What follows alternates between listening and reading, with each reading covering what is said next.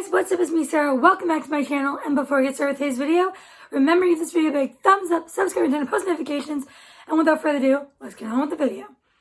So today's video is going to be a reading vlog, but not just any reading vlog, a 5-star predictions reading vlog. In this video, I'm going to be reading books I think will be 5 stars, and that I hope will be 5 stars. I have no set TBR for this video, but I am going to start off by reading A Major Puck-Up by Brittany Nicole. This is a single dad hockey romance. That's really all I know about it, but I do love the single dad trope, and I'm super excited to get to this one.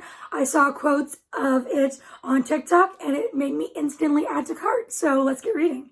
Okay, so I started reading A Major Puck-Up by Brittany Nicole, and this book is not what it was pitched to me as. This book is very meh so far, but I'm not sure if that's the actual book or just because it's not what I thought it was going to be at all. And you might look at this and think, single dad, hockey romance. No and no. This book so far is all taken place in the past. I read a review on Goodreads saying it was like half in the past, half now, which is not my favorite. So basically I'm on page, let me find the page, 51. And not much has happened. She was at a bar and she wanted to seduce him, but not go all the way because she is a virgin. Spoiler, they do go all the way. And so she just had her eye on him because he is her dad's best friend, and for whatever reason she wanted to get back at her dad. So that's what's happened, and that's pretty much all that's happened. But this is kind of keeping me in my reading slump, unfortunately. It is not the palate cleanser I thought and hoped it was going to be. And this is a chunky book, so let's hope it gets better. So I've been reading more of A Major Puck-Up, and it is getting a little better, actually. I've put my initial thoughts of what the book was going to be about out of sight, out of mind, and I'm just reading it for what it is. No expectations, and it is improving. I've read more of A Major Puck-Up. I'm not exactly sure what page I'm on because my book's downstairs. So I am going to say that I am liking it more. It's definitely picked up a little bit. This video is 5-star predictions. It's not going to be 5 stars. I can tell you that much. But it is okay. It's not helping my reading slump though because I wanted a good book. This is not it. And I'm it's starting to get a little better, but I know that it switches because we're still in the past right now, and it switches to being in present day, and I feel like that is going to feel like 2 completely different stories because I think so many of the tropes just change, and it's going to feel like 2 books. But I just wanted to say I've read more. It's going to take a while to finish it because it is a chunky book, but hopefully I can make some good progress today. I have read some more of A Major Puck-Up. I'm on page, chapter 30. What page is this?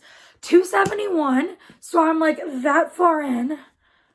I'm over halfway actually, so that's pretty impressive. And right now we are in present day. I'm going to put the book down. It is present day, and he has found a baby girl on his doorstep, and there was just a note saying I can't, the mother's I can't do this, you have to raise her, all this stuff.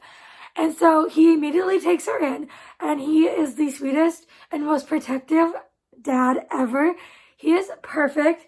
And so he doesn't know how old she is, but they try and do the math, and based on what they figure out, he's there's no way I can be the father because he didn't sleep with anyone after Millie.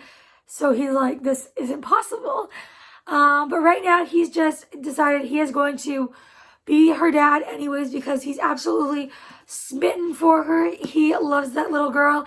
And so he just showed up at Millie's dad's place because that's his best friend. And she happens to be there. And of course, when she heard about Vivi, which is the daughter, she's who's this woman? He's with someone, But then she finds out it's a baby. And then she gets even more mad. She accuses him of stealing a baby. Anyways, and she is being a bit dramatic and not very nice to him.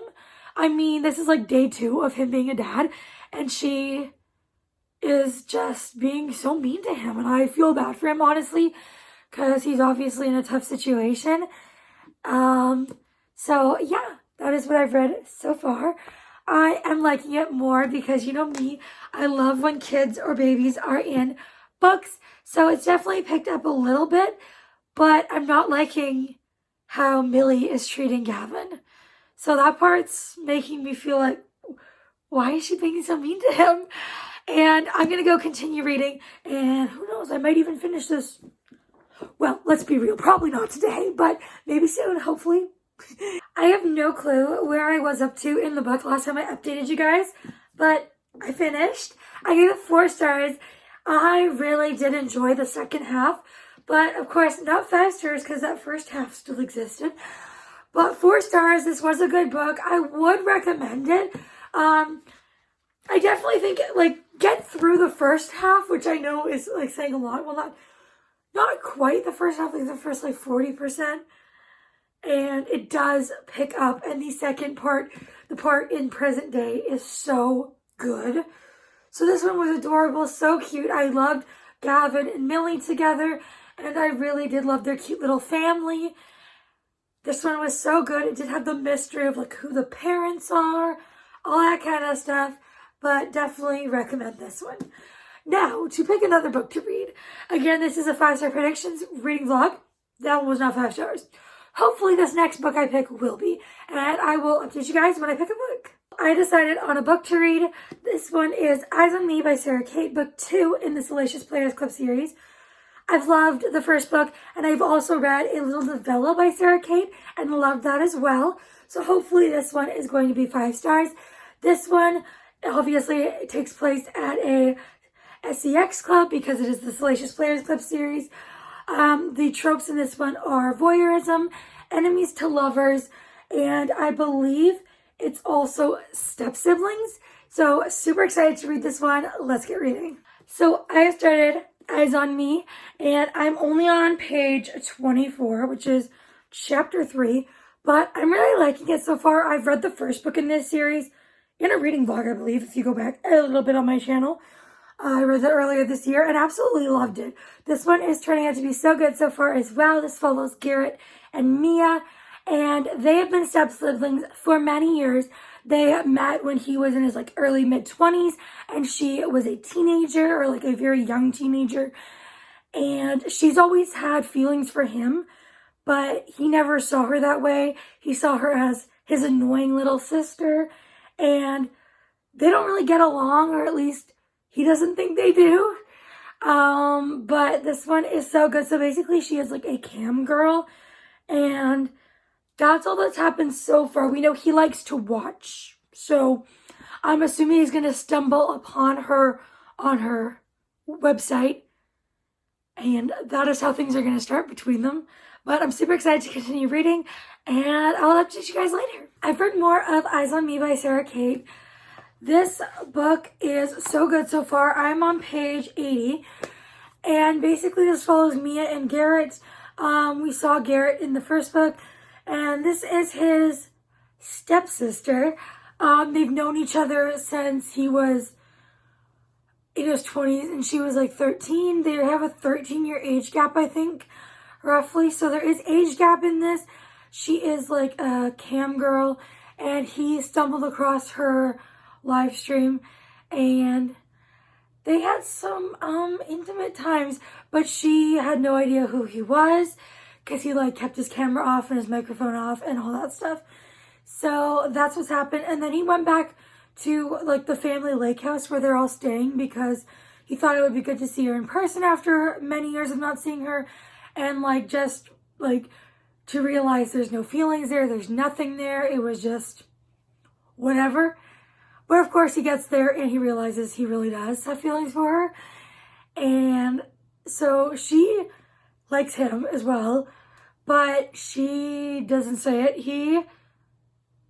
He's kind of, like, made some comments and jokes and stuff that kind of indicate it, but she thinks he's kidding, of course, because, like, they can't stand each other, or so they think. And so that's what's happened so far.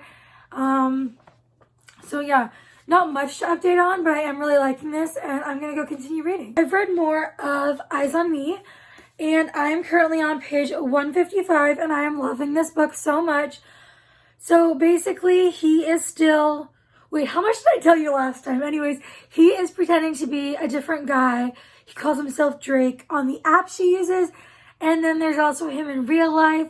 And she thinks they're two different people. And she just wishes they could combine into one because they both offer her such different things. And she just wishes they could mesh into one person. Little does she know, they are one person.